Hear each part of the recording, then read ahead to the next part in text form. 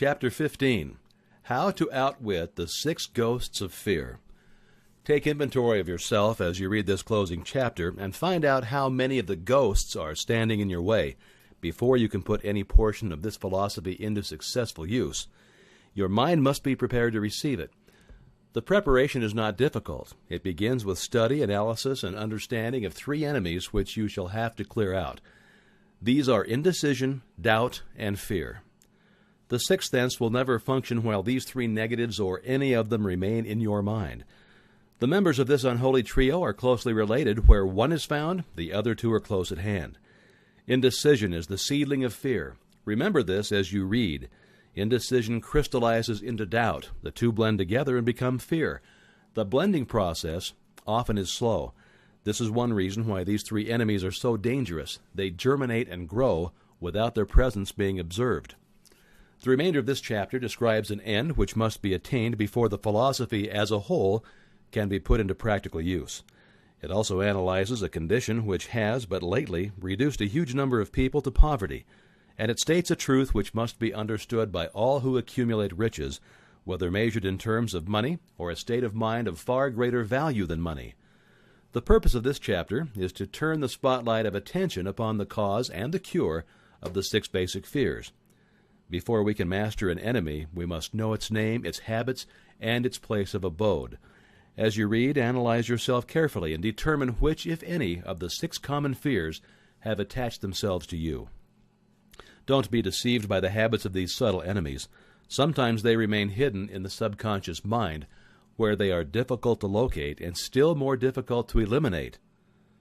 There are 6 basic fears, with some combination of which every human suffers at one tune or another. Most people are fortunate if they don't suffer from the entire 6. Named in the order of their most common appearance, they are the fear of poverty, the fear of criticism, the fear of ill health, the fear of loss of love of someone, the fear of old age, and the fear of death. All other fears are of minor importance. They can be grouped under these 6 headings. The prevalence of these fears as a curse to the world runs in cycles. For almost 6 years, while the Depression was on, we floundered in the cycle of fear of poverty. During the World War, we were in the cycle of fear of death. Just following the war, we were in the cycle of fear of ill health, as evidenced by the epidemic of disease which spread itself all over the world.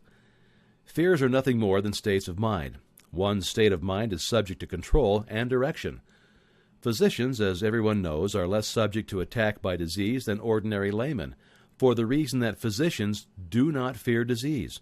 Physicians without fear or hesitation have been known to physically contact hundreds of people daily who were suffering from such contagious diseases as smallpox without becoming infected. Their immunity against the disease consisted largely, if not solely, in their absolute lack of fear. Man can create nothing which he does not first conceive in the form of an impulse of thought.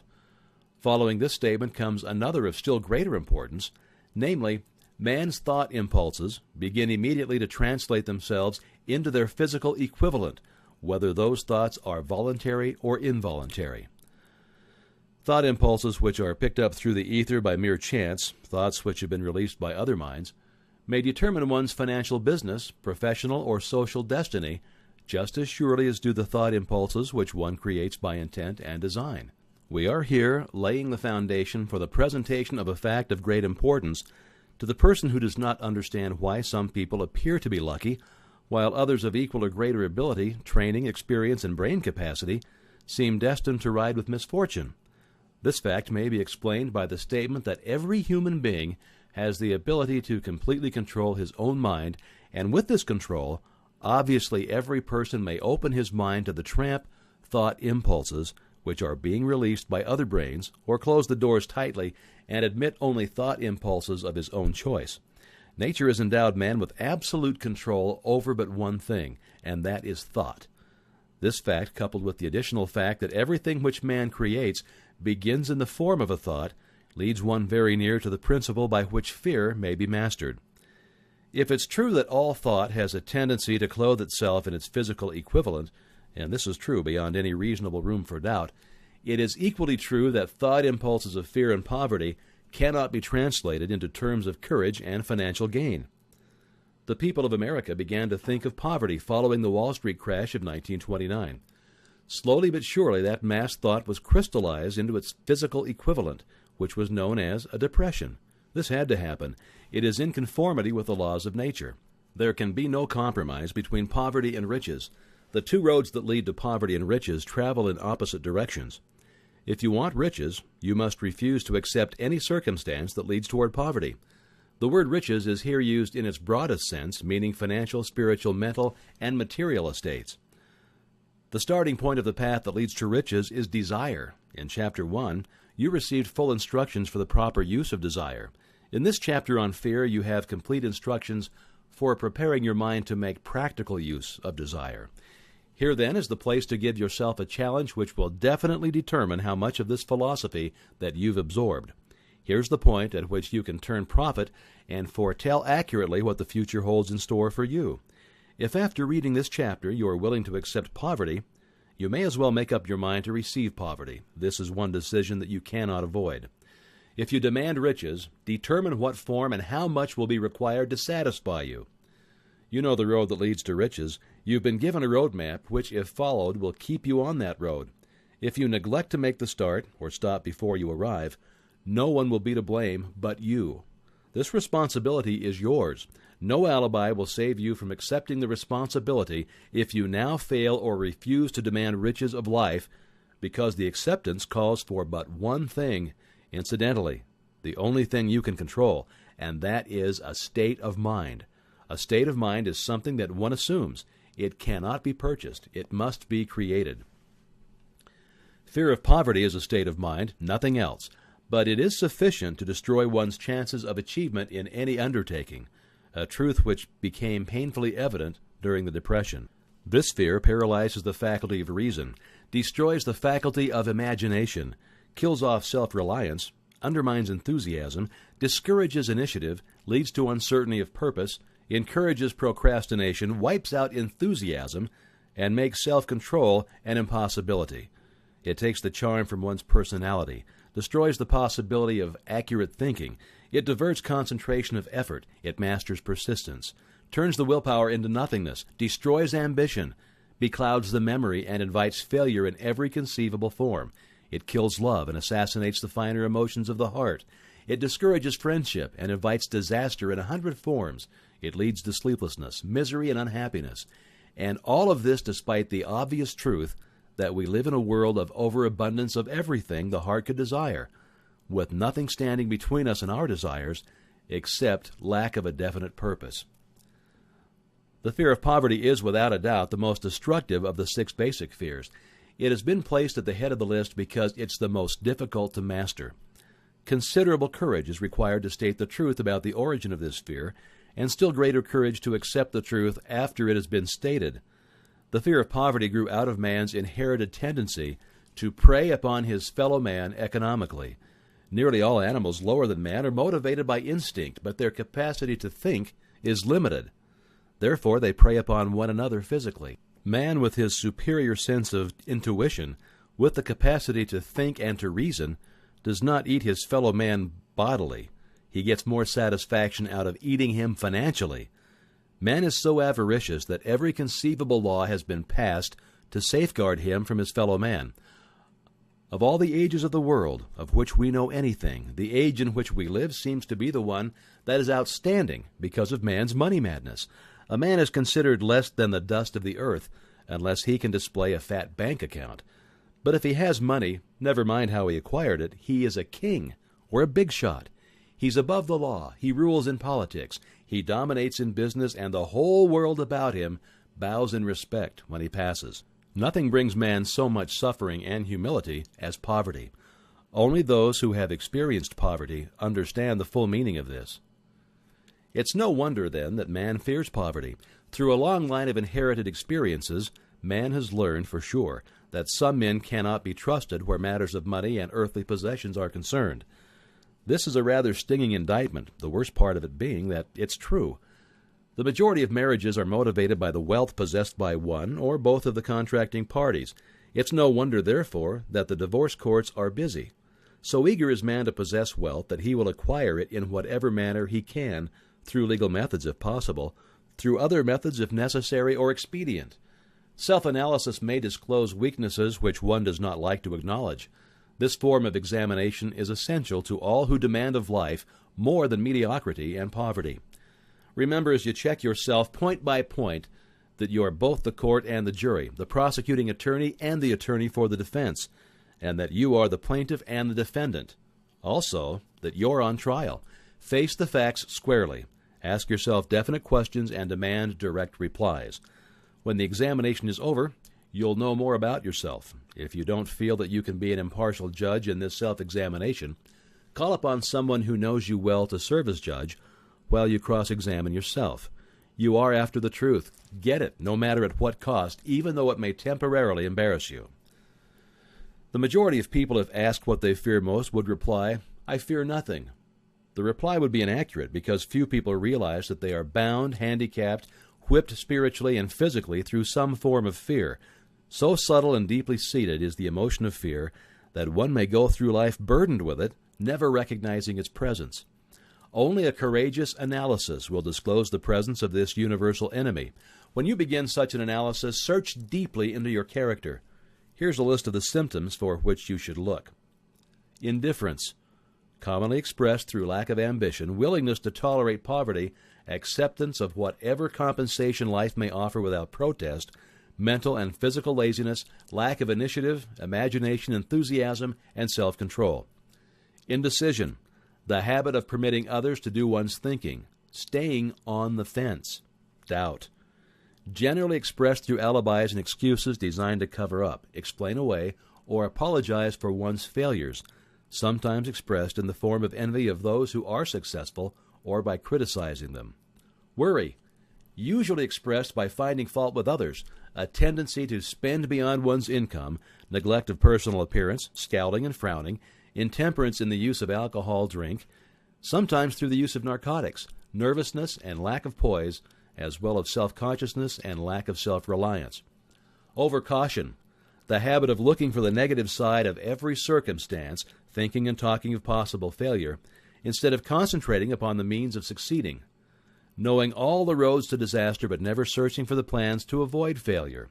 Waiting for the right time to begin putting ideas and plans into action until the waiting becomes a permanent habit. Remembering those who have failed and forgetting those who have succeeded. Seeing the hole in the donut but overlooking the donut. Pessimism leading to indigestion, poor elimination, auto-intoxication, bad breath, and bad disposition. Procrastination, the habit of putting off until tomorrow that which should have been done last year. Spending enough time in creating alibis and excuses to have done the job. This symptom is closely related to overcaution, doubt, and worry. Refusal to accept responsibility when it can be avoided.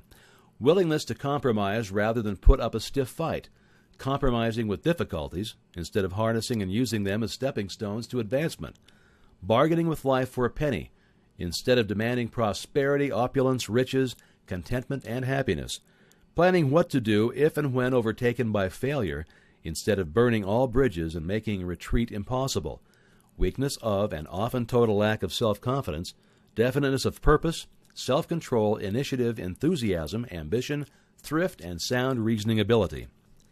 Expecting poverty instead of demanding riches. Association with those who accept poverty instead of seeking the company of those who demand and receive riches. Money talks. Some will ask, why did you write a book about money? Why measure riches in dollars alone? Some will believe, and rightly so, that there are other forms of riches more desirable than money. Yes, there are riches which cannot be measured in terms of dollars, but there are millions of people who will say, give me all the money I need and I will find everything else I want. The major reason I wrote this book on how to get money is the fact that the world has but lately passed through an experience that left millions of men and women paralyzed with the fear of poverty. What this sort of fear does to one was well described by Westbrook Pegler in the New York World Telegram. He said, money is only clamshells or metal discs or scraps of paper, and there are treasures of the heart and soul which money can't buy. But most people, being broke, are unable to keep this in mind and sustain their spirits. When a man is down and out and on the street, unable to get any job at all, something happens to his spirit which can be observed in the droop of his shoulders, the set of his hat, his walk, and his gaze. He can't escape a feeling of inferiority among people with regular employment, even though he knows they are definitely not his equals in character, intelligence, or ability. These people, even his friends, feel, on the other hand, a sense of superiority, and regard him perhaps unconsciously as a casualty. He may borrow for a time, but not enough to carry on in his accustomed way, and he cannot continue to borrow for very long. But borrowing in itself, when a man is borrowing merely to live, is a depressing experience, and the money lacks the power of earned money to revive his spirits. Of course, none of this applies to bums or habitual ne'er-do-wells, but only to men of normal ambitions and self-respect. Women in the same predicament must be different. We somehow don't think of women at all in considering the down and outers. They're scarce in the bread lines, and they are rarely seen begging on the streets, and they're not recognizable in crowds by the same plain signs which identify busted men. Of course, I don't mean the shuffling hags of the city streets or the opposite number of the confirmed male bums. I mean reasonably young, decent, and intelligent women. There must be many of them, but their despair is not apparent. Maybe they kill themselves. When a man is down and out, he has time on his hands for brooding. He may travel miles to see a man about a job and discover that the job is filled, or that it's one of these jobs with no base pay, but only a commission on the sale of some useless knick-knack which nobody would buy except out of pity. Turning that down, he finds himself back on the street with nowhere to go but just anywhere. So he walks and walks. He gazes into store windows at luxuries which are not for him, and he feels inferior and gives way to people who stop and look with active interest. He wanders into the railroad station or puts himself down in the library to ease his legs and soak up a little heat, but that isn't looking for a job, so he gets going again. He may not know it, but his aimlessness would give him away even if the very lines of his figure did not. He may be well dressed in the clothes left over from the days when he had a steady job, but the clothes cannot disguise the droop.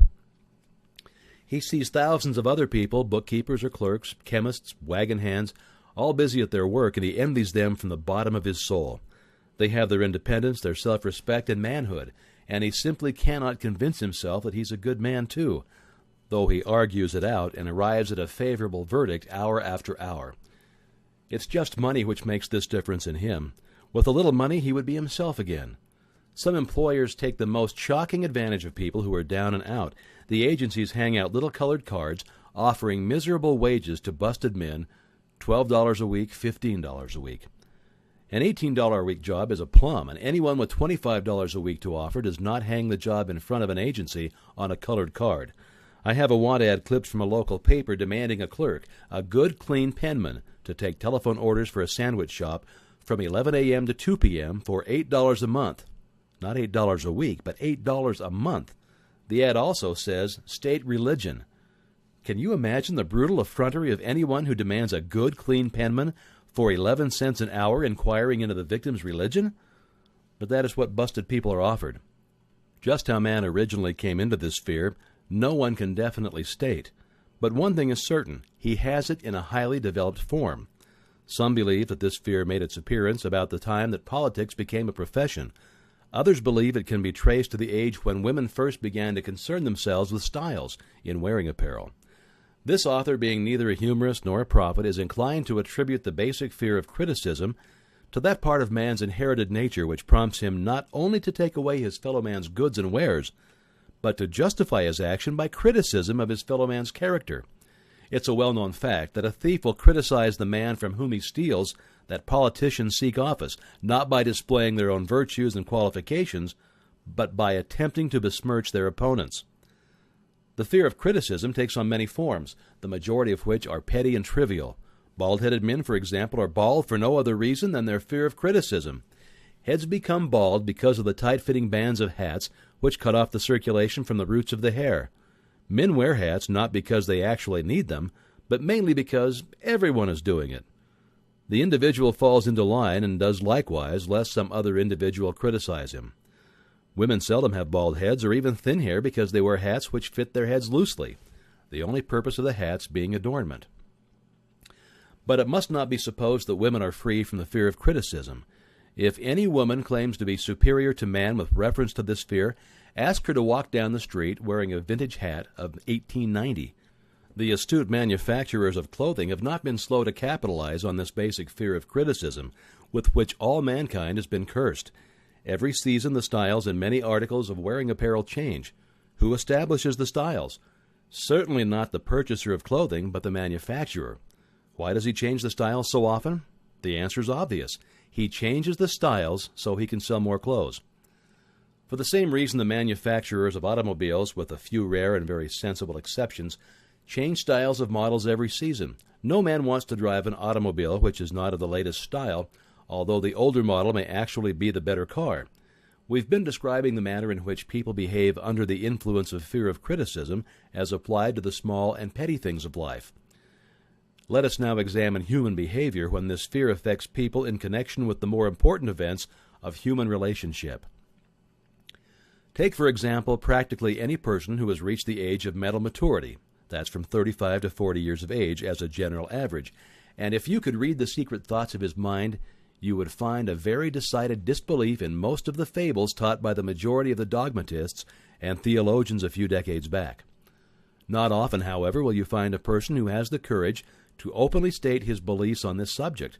Most people will, if pressed far enough, tell a lie rather than admit that they don't believe the stories associated with that form of religion which held people in bondage prior to the age of scientific discovery and education. Why does the average person, even in this day of enlightenment, shy away from denying his belief in the fables, which were the basis of most of the religions a few decades ago? The answer is because of the fear of criticism. Men and women have been burned at the stake for daring to express disbelief in ghosts. It's no wonder we have inherited a consciousness which makes us fear criticism. The time was, and not so far in the past, when criticism carried severe punishments. It still does in some countries.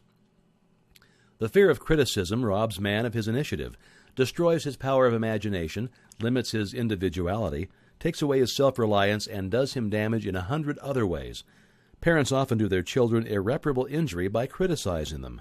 The mother of one of my boyhood chums used to punish him with a switch almost daily, always completing the job with the statement, "You'll land in the penitentiary before you are 20."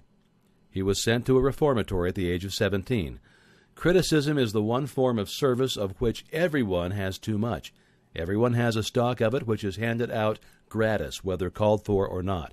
One's nearest relatives often are the worst offenders. It should be recognized as a crime, and in reality, it is a crime of the worst nature, for any parent to build inferiority complexes in the mind of a child through unnecessary criticism.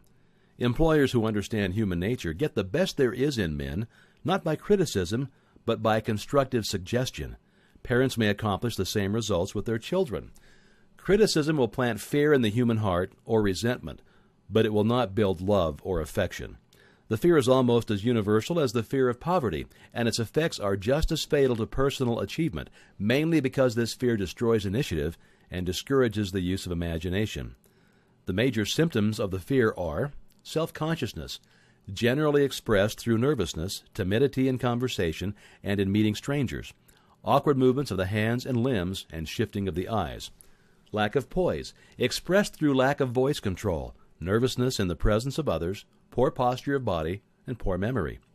Personality, lacking in firmness of decision, personal charm, and ability to express opinions definitely. The habit of sidestepping issues instead of meeting them squarely. Agreeing with others without careful examination of their opinions. Inferiority complex, the habit of expressing self-approval by word of mouth and by actions as a means of covering up a feeling of inferiority, using big words to impress others, often without knowing the real meaning of the words, imitating others in dress, speech, and manners, boasting of imaginary achievements. This sometimes gives a surface appearance of a feeling of superiority. Extravagance, the habit of trying to keep up with the Joneses, spending beyond one's income. Lack of initiative, failure to embrace opportunities for self-advancement, fear to express opinions, lack of confidence in one's own ideas, giving evasive answers to questions asked by superiors, hesitancy of manner and speech, and deceit in both words and deeds. Lack of ambition, mental and physical laziness, lack of self-assertion, slowness in reaching decisions easily influenced by others, the habit of criticizing others behind their backs and flattering them to their faces, the habit of accepting defeat without protest, quitting an undertaking when opposed by others, suspicious of other people without cause, lacking in tactfulness of manner and speech, unwillingness to accept the blame for mistakes. The fear of ill health may be traced to both physical and social heredity. It is closely associated as to its origin with the cause of fear of old age and the fear of death, because it leads one closely to the border of terrible worlds of which man knows not, but concerning which he has been taught some discomforting stories. The opinion is somewhat general also that certain unethical people engaged in the business of selling health have had not a little to do with keeping alive the fear of ill health. In the main, man fears ill health because of the terrible pictures which have been planted in his mind of what may happen if death should overtake him. He also fears it because of the economic toil which it may claim. A reputable physician estimated that 75% of all people who visit physicians for professional services are suffering with hypochondria. It has been shown most convincingly that the fear of disease, even where there is not the slightest cause for fear, often produces the physical symptoms of the disease feared. Powerful and mighty is the human mind. It builds or it destroys. Playing upon this common weakness of fear of ill health, dispensers of patent medicines have reaped fortunes. This form of imposition upon credulous humanity became so prevalent some 20 years ago that Collier's Weekly magazine conducted a bitter campaign against some of the worst offenders in the patent medicine business. During the flu epidemic, which broke out during the World War, the mayor of New York City took drastic steps to check the damage which people were doing to themselves through their inherent fear of ill health. He called in the newspaper men and said to them, "Gentlemen, I feel it necessary to ask you not to publish any scare headlines concerning the flu epidemic. Unless you cooperate with me, we'll have a situation which we can't control." The newspapers quit publishing stories about the flu, and within about a month the epidemic had been successfully checked. Through a series of experiments conducted some years ago, it was proven that people may be made ill by suggestion. We conducted this experiment by causing 3 acquaintances to visit the victims, each of whom asked the question, "What ails you?"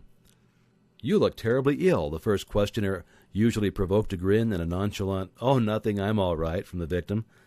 The second questioner usually was answered with the statement, "I don't know exactly, but I do feel badly." The third questioner was usually met with the frank admission that the victim was actually feeling ill.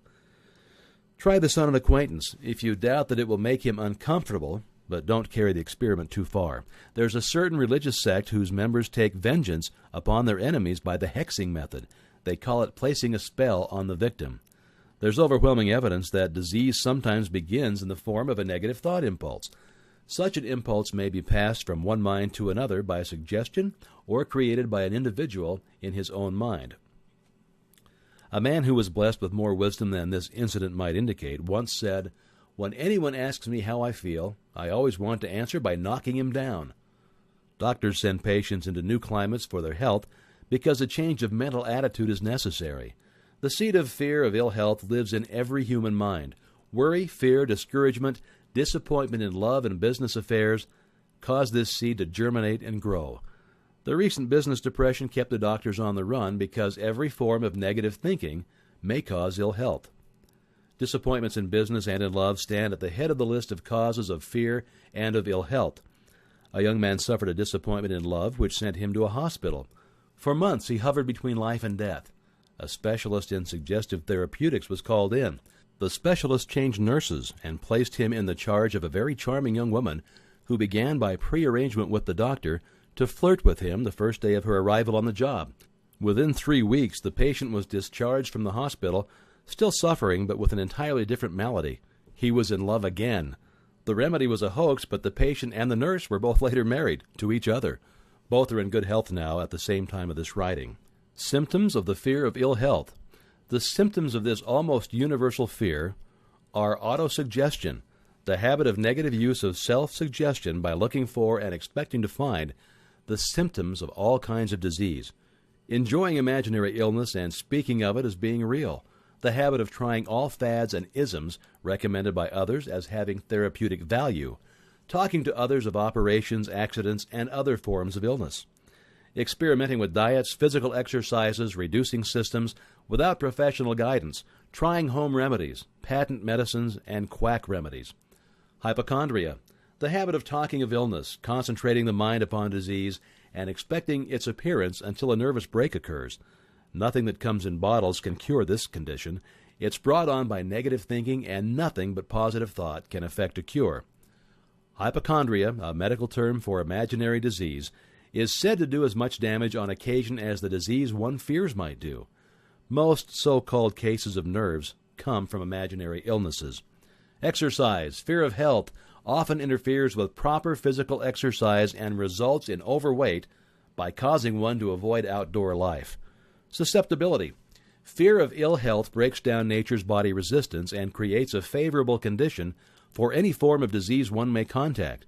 The fear of ill health often is related to the fear of poverty, especially in the case of the hypochondriac who constantly worries about the possibility of having to pay doctor's bills, hospital bills, and etc. This type of person spends much time preparing for sickness, talking about death, saving money for cemetery lots, and burial expenses. Self-coddling. The habit of making a bid for sympathy using imaginary illness as the lure. People often resort to this trick to avoid work. The habit of feigning illness is to cover plain laziness or to serve as an alibi for lack of ambition. Intemperance. The habit of using alcohol or narcotics to destroy pains like headaches, neuralgia, etc., instead of eliminating the cause. The habit of reading about illness and worrying over the possibility of being stricken by it. The habit of reading patent medicine advertisements. The fear of loss of love. The original source of this inherent fear needs but little description, because it obviously grew out of man's polygamous habit of stealing his fellow man's mate, and his habit of taking liberties with her whenever he could. Jealousy and other similar forms of dementia grow out of a man's inherited fear of the loss of love of someone. This fear is the most painful of all of the 6 basic fears. It probably plays more havoc with the body and mind than any of the other basic fears, as it often leads to permanent insanity. The fear of the loss of love probably dates back to the Stone Age, when men stole women by brute force. They continue to steal females, but their technique has changed. Instead of force, now they use persuasion, the promise of pretty clothes, motor cars, and other bait, which much more effective than physical force. Man's habits are the same as they were at the dawn of civilization. It's just that he expresses them differently. Careful analysis has shown that women are more susceptible to this fear than men. This fact is easily explained. Women have learned from experience that men are polygamous by nature, that they are not to be trusted in the hands of rivals. Symptoms of the fear of loss of love. This distinguishing symptom of this fear is jealousy, the habit of being suspicious of friends and loved ones without any reasonable evidence of sufficient grounds. Jealousy is a form of dementia which sometimes becomes violent without the slightest cause. The habit of accusing wife or husband of infidelity without grounds. General suspicion of everyone, absolute faith in no one. Fault-finding. The habit of finding fault with friends, relatives, business associates, and loved ones upon the slightest provocation or without any cause whatsoever. Gambling. The habit of gambling, stealing, cheating, and otherwise taking hazardous chances to provide money for loved ones with the belief that love can be bought. The habit of spending beyond one's means or incurring debts to provide gifts for loved ones with the object of making a favorable showing.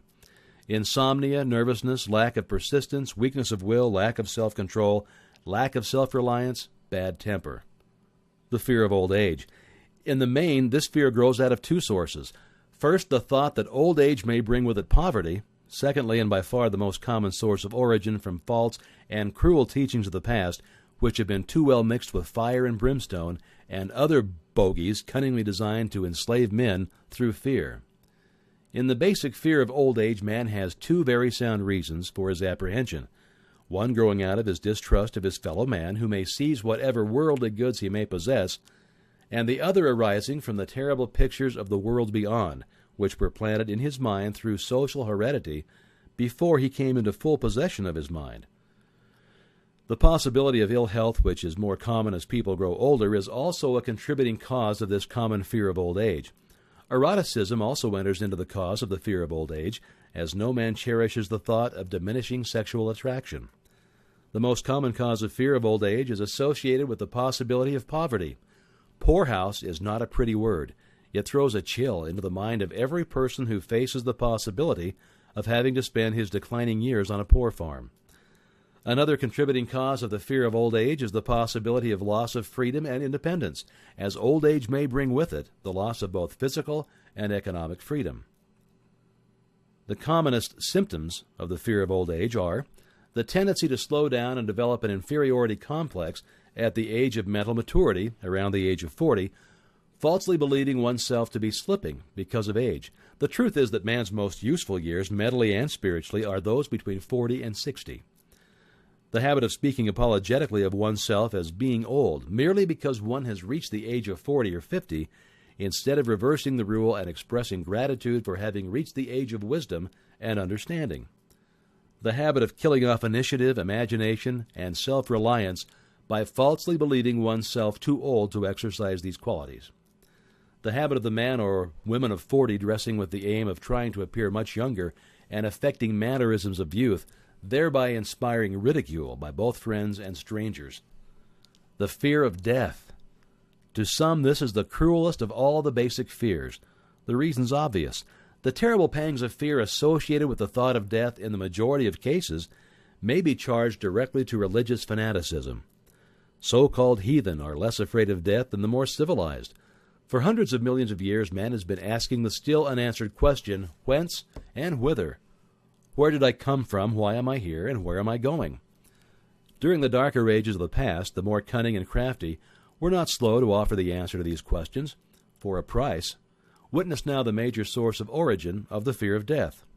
Come into my tent, embrace my faith, accept my dogmas, and I will give you a ticket that will admit you straight away into heaven when you die, cries a leader of sectarianism. Remain out of my tent, says the same leader, and may the devil take you and burn you throughout eternity. Eternity is a long time. Fire is a terrible thing. The thought of eternal punishment with fire not only causes man to fear death, it often causes him to lose his reason. It destroys interest in life and makes happiness impossible. During my research, I reviewed a book entitled A Catalog of the Gods, in which were listed the 30,000 gods which man has worshipped. Think of it, 30,000 of them, represented by everything from a crawfish to a man. It's little wonder that men have become frightened at the approach of death. While the religious leader may not be able to provide safe conduct into heaven, nor by lack of such provision allow the unfortunate to descend into hell, the possibility of the latter seems so terrible that the very thought of it lays hold of the imagination in such a realistic way that it paralyzes reason and sets up the fear of death. In truth, no man knows, and no man has ever known what heaven or hell is like, nor does any man know if either place actually exists. This very lack of positive knowledge opens the door of the human mind to the charlatan, so that he may enter and control that mind with his stock of legerdemain and various brands of pious fraud and trickery. The fear of death is not as common now as it was during the age when there were no great colleges and university. Men of science have turned the spotlight of truth upon the world, and this truth is rapidly freeing men and women from this terrible fear of death. The young men and young women who attend the colleges and universities are not easily impressed by fire and brimstone. Through the aid of biology, astronomy, geology, and other related sciences, the fears of the Dark Ages which gripped the minds of men and destroyed their reason have been dispelled. Insane asylums are filled with men and women who have gone mad because of the fear of death. The fear is useless. Death will come no matter what anybody might think about it. Accept it as a necessity and pass the thought out of your mind. It must be a necessity, or it would not come to all. Perhaps it's not as bad as it's been pictured. The entire world is made up of only two things, energy and matter. In elementary physics, we learn that neither matter nor energy, the only two realities known to man, can be created nor destroyed. Both matter and energy can be transformed, but neither can be destroyed. Life is energy if it's anything. If neither energy nor matter can be destroyed, of course life cannot be destroyed. Life, like other forms of energy, may be passed through various processes of transition or change, but it cannot be destroyed. Death is a mere transition. If death is not mere change or transition, then nothing comes after death except a long, eternal, peaceful sleep. And sleep is nothing to be feared. Thus you may wipe out forever the fear of death. The symptoms of the fear of death are the habit of thinking about dying instead of making the most out of life, due generally to lack of purpose or lack of a suitable occupation.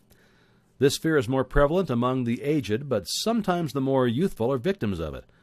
The greatest of all remedies for the fear of death is a burning desire for achievement, backed by useful service to others.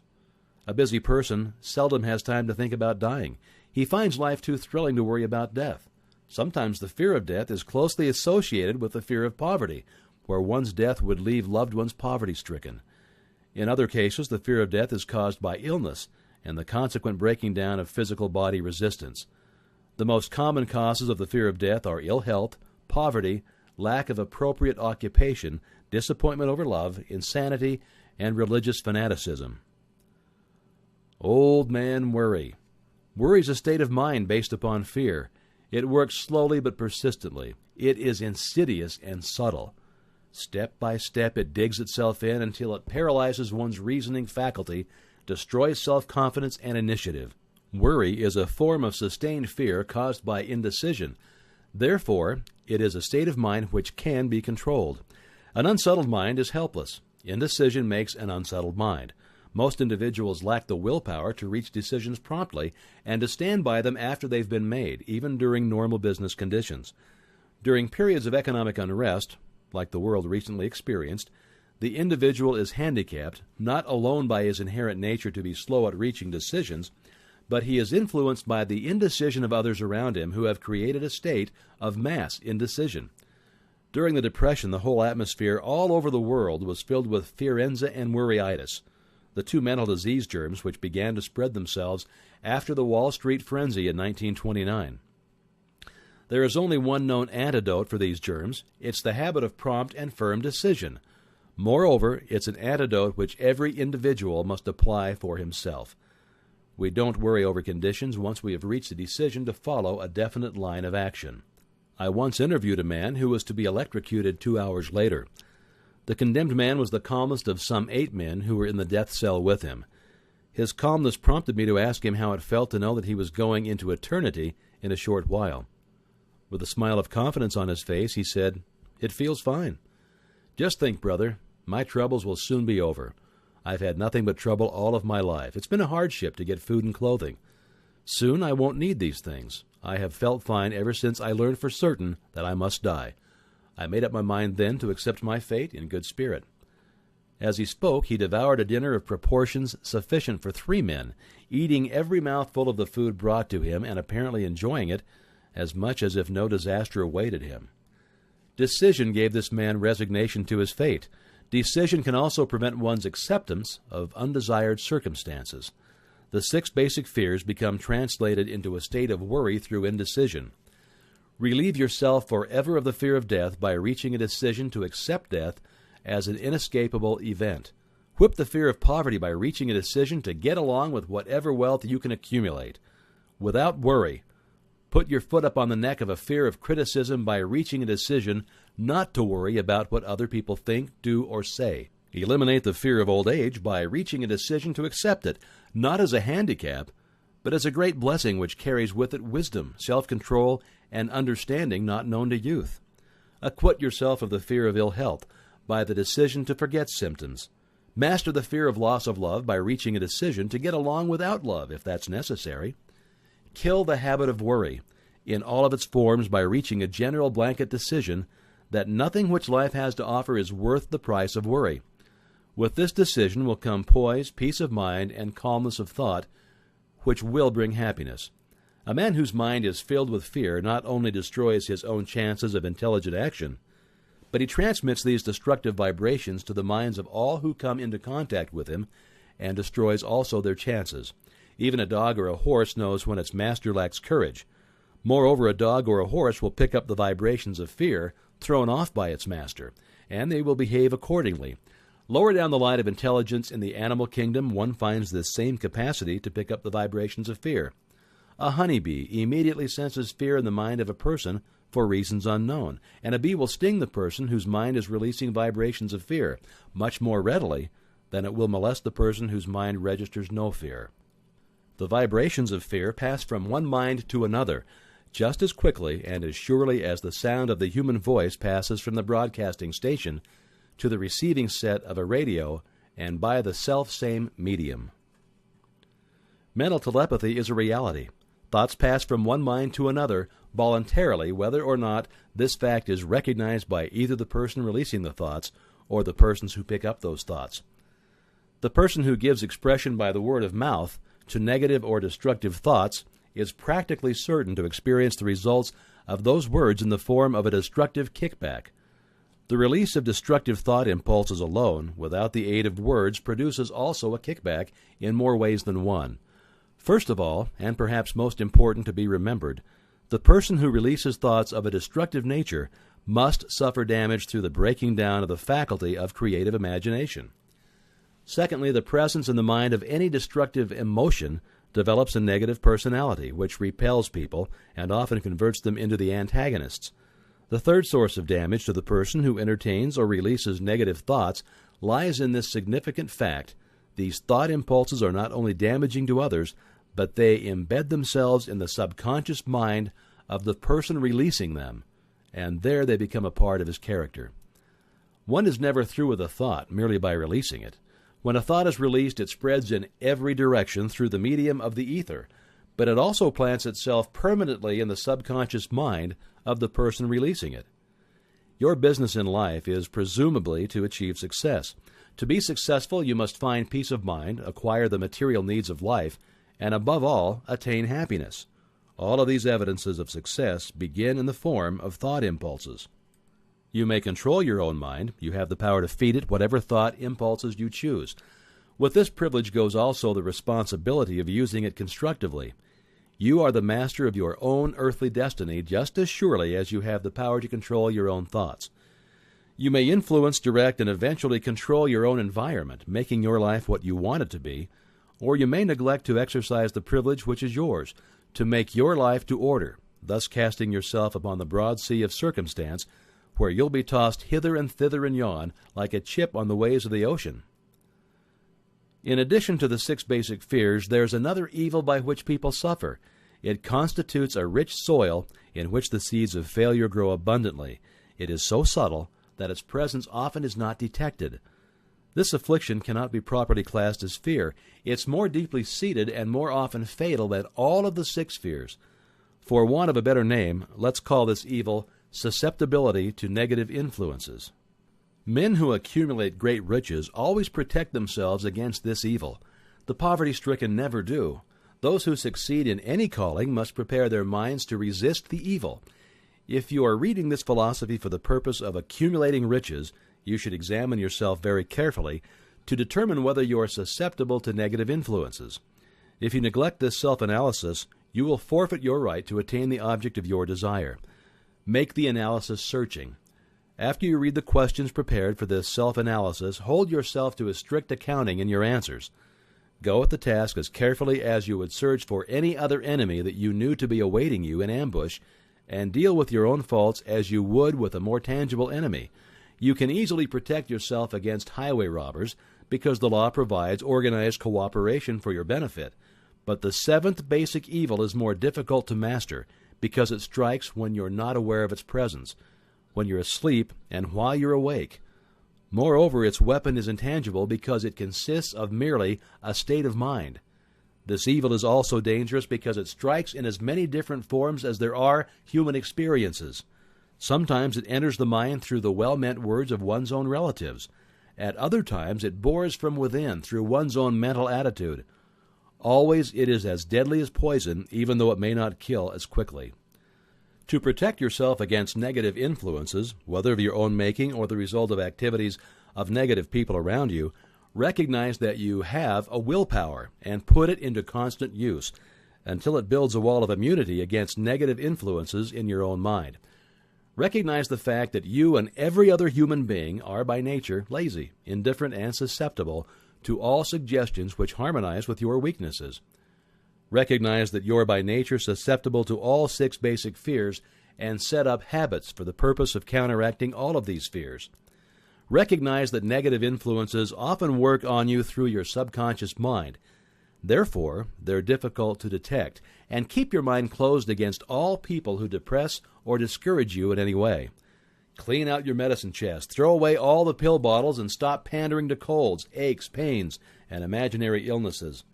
Deliberately seek the company of people who influence you. Think and act for yourself. Don't expect troubles, as they have a tendency not to disappoint. Without doubt, the most common weakness of all human beings is the habit of leaving their minds open to the negative influence of other people.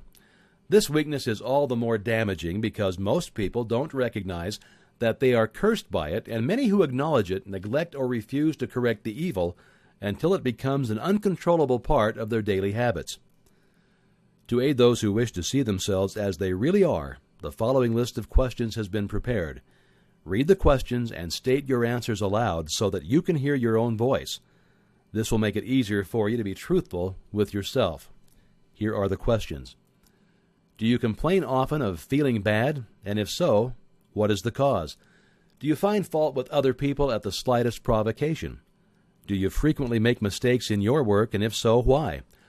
Are you sarcastic and offensive in your conversation? Do you deliberately avoid the association of anyone? And if so, why? Do you suffer frequently with indigestion? If so, what's the cause?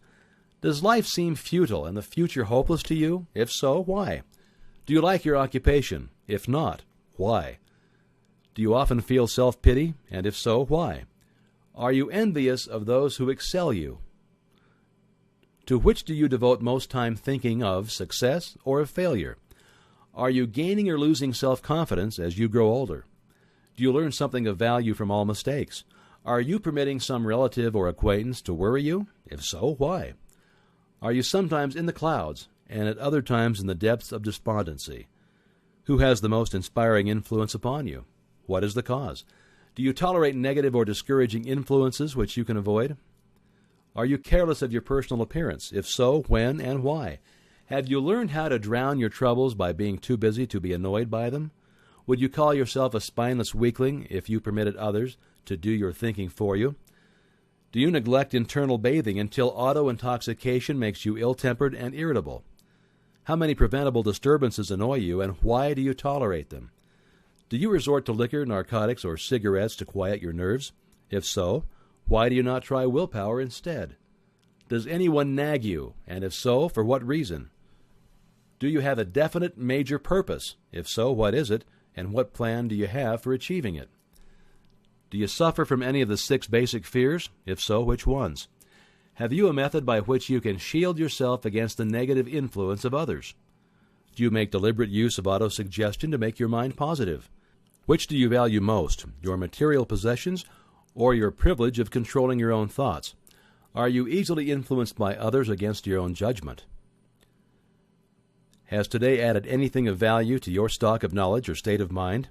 Do you face squarely the circumstances which make you unhappy or sidestep the responsibility? Do you analyze all mistakes and failures and try to profit by them, or do you take the attitude that this is not your duty? Can you name 3 of your most damaging weaknesses? What are you going to do to correct them? Do you encourage other people to bring their worries to you for sympathy? Do you choose from your daily experiences lessons or influences which aid in your personal advancement? Does your presence have a negative influence on other people as a rule? What habits of other people annoy you the most? Do you form your own opinions or permit yourself to be influenced by other people? Have you learned how to create a mental state of mind with which you can shield yourself against all discouraging influences? Does your occupation inspire you with faith and hope? Are you conscious of possessing spiritual forces of sufficient power to enable you to keep your mind free from all forms of fear? Does your religion help you to keep your own mind positive? Do you feel it your duty to share other people's worries? And if so, why? Do you believe that birds of a feather flock together? What have you learned about yourself by studying the friends whom you attract? What connection, if any, do you see between the people with whom you associate most closely and any unhappiness that you might experience? Could it be possible that some person whom you consider to be a friend is, in reality, your worst enemy because of his negative influence on your mind? By what rules do you judge who is helpful and who is damaging to you? Are your intimate associates mentally superior or inferior to you? How much time out of every 24 hours do you devote to A, your occupation, B, sleep, C, play and relaxation, and D, acquiring useful knowledge? E, plain waste.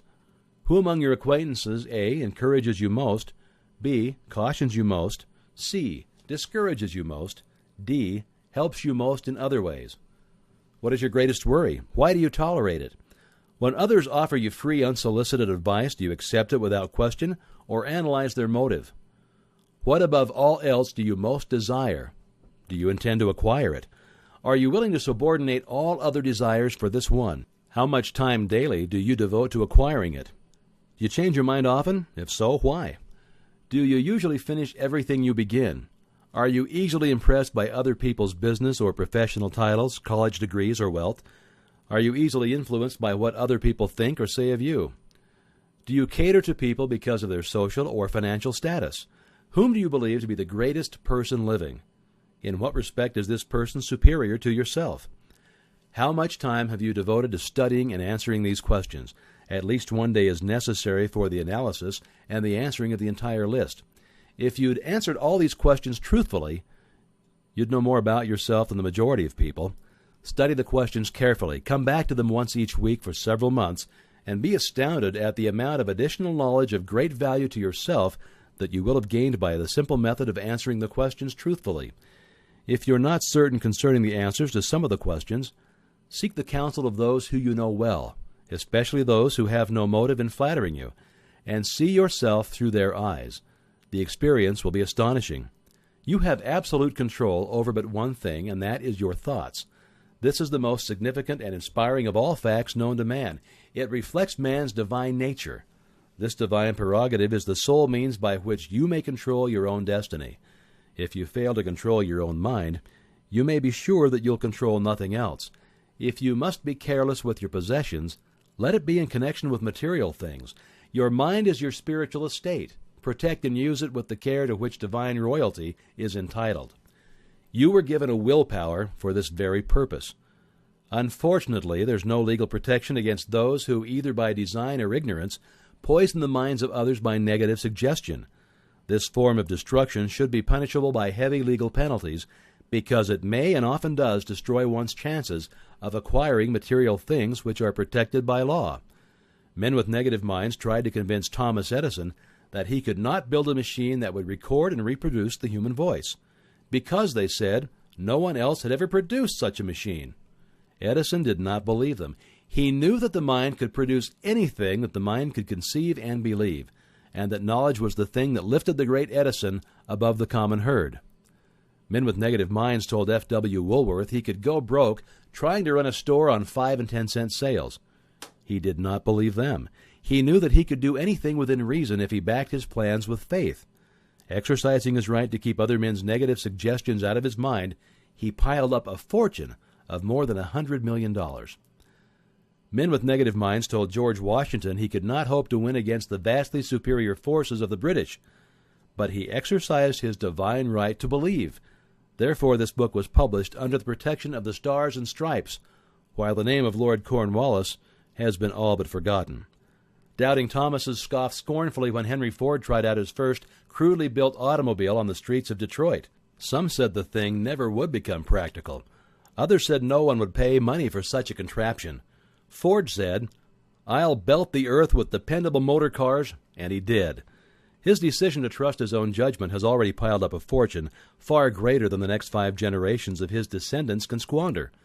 For the benefit of those seeking vast riches, let it be remembered that practically the sole difference between Henry Ford and a majority of the more than 100,000 men who work for him is this: Ford has a mind, and he controls it.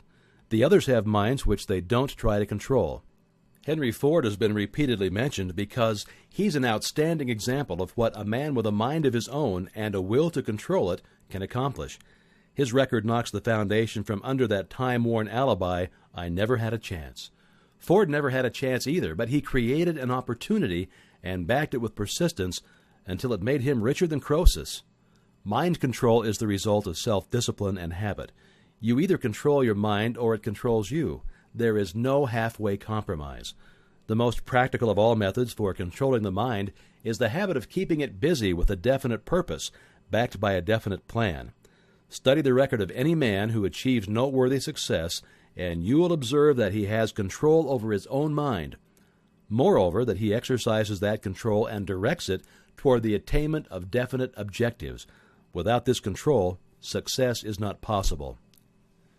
People who do not succeed have one distinguishing trait in common. They know all of the reasons for failure and have what they believe to be airtight alibis to explain away their own lack of achievement. Some of these alibis are clever, and a few of them are justifiable by the facts. But alibis cannot be used for money. The world wants to know only one thing: have you achieved success? A character analyst compiled a list of the most commonly used alibis. As you read the list, examine yourself carefully and determine how many of these alibis, if any, are your own property.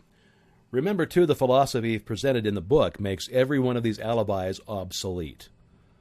If I didn't have a wife and family, if I had enough pull, if I had money, if I had a good education, if I could get a job, if I had good health, if I only had time, if times were better, if other people understood me, if conditions around me were only different, if I could live my life over again, if I did not fear what they would say, if I'd been given a chance, if I now had a chance, if other people didn't have it in for me, if nothing happens to stop me, if I were only younger, if I could only do what I want, if I had been born rich, if I could just meet the right people, if I had the talent that some people have, if I dared assert myself, if I had embraced past opportunities, if people didn't get on my nerves, if I didn't have to keep house and look after the children, if I could save some money, if the boss only appreciated me, if I only had somebody to help me,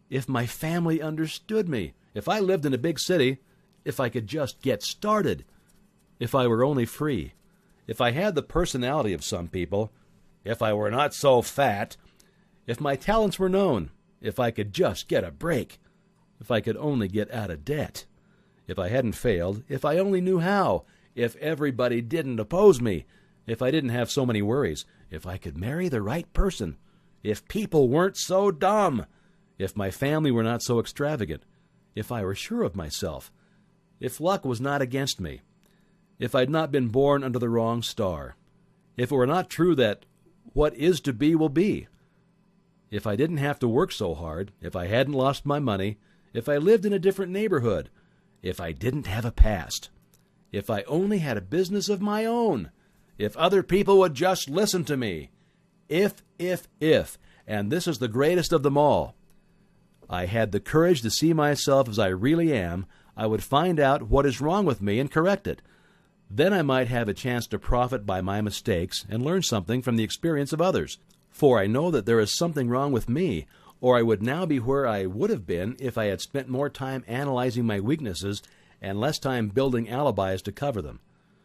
Building alibis with which to explain away failure is a national pastime. The habit is as old as the human race and is fatal to success. Why do people cling to their pet alibis? The answer is obvious. They defend their alibis because they create them. A man's alibi is the child of his own imagination. It is human nature to defend one's own brainchild. Building alibis is a deeply rooted habit. Habits are difficult to break, especially when they provide justification for something we do. Plato had this truth in mind when he said, "The first and best victory is to conquer self. To be conquered by self is, of all things, the most shameful and vile."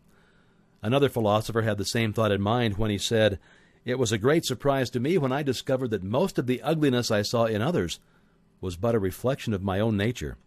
"It has always been a mystery to me," said Elbert Hubbard, "why people spend so much time deliberately fooling themselves by creating alibis to cover their weaknesses. If used differently, this same time would be sufficient to cure the weakness, then no alibis would be needed." In parting, I would remind you that life is a checkerboard, and the player opposite you is time. If you hesitate before moving or neglect to move promptly, your men will be wiped off the board by time. You are playing against a partner who will not tolerate indecision. Previously, you may have had a logical excuse for not having forced life to come through with whatever you asked, but that alibi is now obsolete because you're in possession of the master key that unlocks the door to life's bountiful riches. The master key is intangible, but it is powerful. It is the privilege of creating in your own mind a burning desire for a definite form of riches.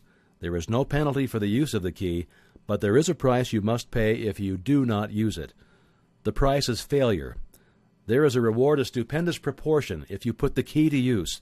It is the satisfaction that comes to all who conquer self and force life to pay whatever it is asked. The reward is worthy of your effort. Will you make the start and be convinced? "If we are related," said the immortal Emerson, "we shall meet." In closing, may I borrow his thought and say, if we are related, we have, through these pages, met.